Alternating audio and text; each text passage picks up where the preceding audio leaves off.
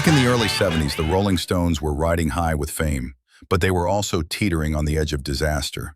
They were dealing with tax issues, drug scandals, and the weight of their own success.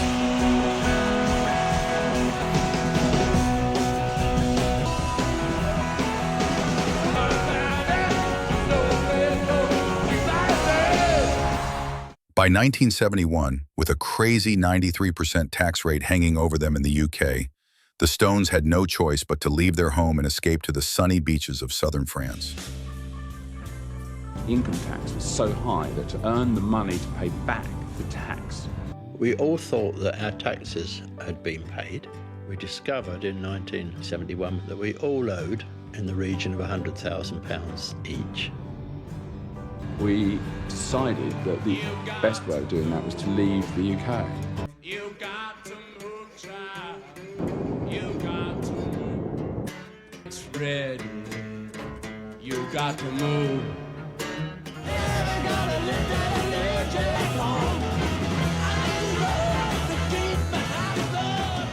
You know, we got shipped to France. I think in France I felt a sort of lifting of the weights, which I didn't realize was on me in England.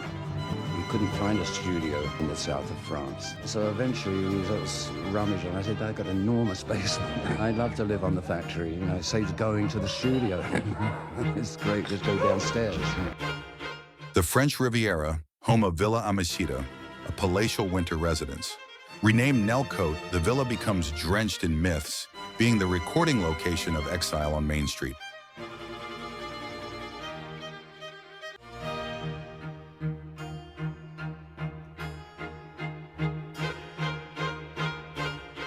Nellcôte's musty, spacious basement turned into their playground for creativity. The smoke hung heavy in the air, the walls seemed to be dripping, and the tape machines were running.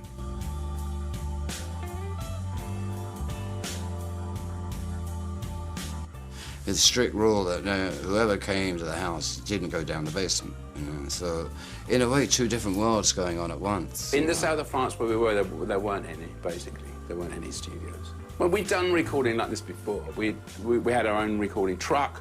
We had, you know, like a mobile recording truck, and we'd recorded before in this fashion. So it wasn't really that much of a stretch, but there was problems, you know. How we would do that now is we just have a board in the room. I mean, actually, writing songs in the afternoon, recording them in the evening, you have no time for debauchery, you know? Even me. It felt less like a studio and more like a hideout, where they were capturing bits of blues, country, and gospel, as everything outside just blurred into the background.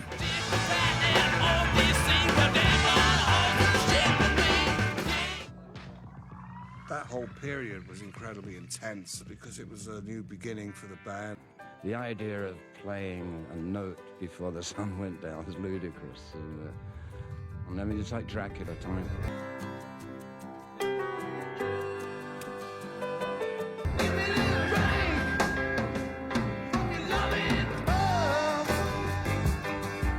There's a troglodyte existence down there, and 9, 10 at night until 7 or 8 in the morning. You know. My kind of structure is a kind of loose structure, but when you have no structure, it's really bad.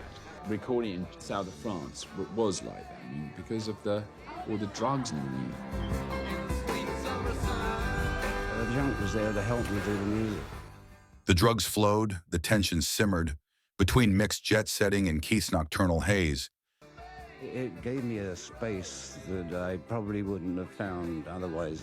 And I'd take anything if it helped me stay up long enough to finish this damn song. You know? between Graham Parsons' country dreams and Jimmy Miller's desperate attempts to keep the ship afloat.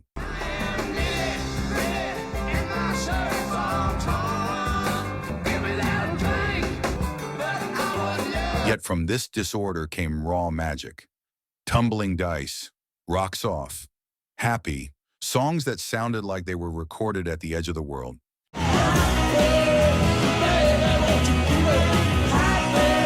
When Exile on the main sent, the critics scratched their heads. Very messy, very long, too long. But fans? He heard something else. A band's voice was not playing for naked fame, but because he had nothing left to lose.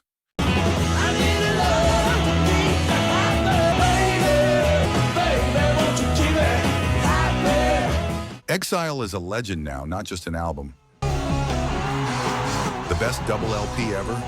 Perhaps. The Stones' purest manifestation? Of course. Because they bottled lightning in those basement tapes, in the fog of exile, in addition to recording music.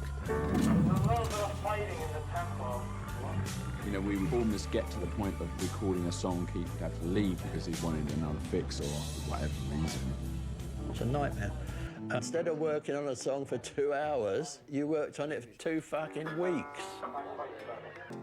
Exile on Main Street was born in chaos, forged in exile, and forever alive in the grooves of rock and roll history. It just becomes disorganized. You've got some recording engineers strung out on heroin, you know, because they all want to be strung out on heroin because they think it's the thing to do. Well, it isn't the thing to do for a recording engineer, I can assure you.